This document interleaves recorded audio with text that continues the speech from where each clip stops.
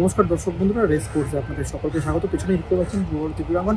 এখানে কিন্তু মোহামেডান আজকে তাদের শেষ ম্যাচটা খেলছে। তারা ইতিমধ্যেই চ্যাম্পিয়ন হয়ে গেছে আই লিগের। আজকে তাদের ট্রফি তুলে দেওয়া হবে এবং তার ঠিক অপোজিটে যে প্র্যাকটিস গ্রাউন্ড, সেই প্র্যাকটিস গ্রাউন্ডে কিন্তু মোহনবাগান দল অনুশীলন শুরু করে দিল। তাদের কাছে কিন্তু একটা মেগা ফাইনাল বলাই যায়, আপনারা সকলেই জানেন।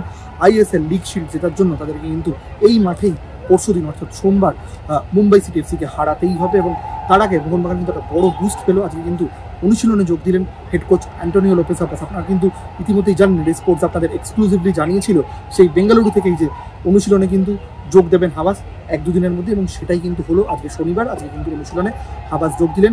ফুটবলাররাও এসে গেছেন, অনুশীলনে কিন্তু শুরু হবে।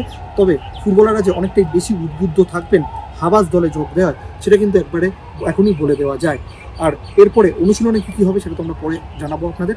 এখন আমরা লেটেস্ট যে আপডেট হাবাস নিয়ে সেটা আপনাদের রেসপন্সের পর্দায় জানিয়ে দিলাম।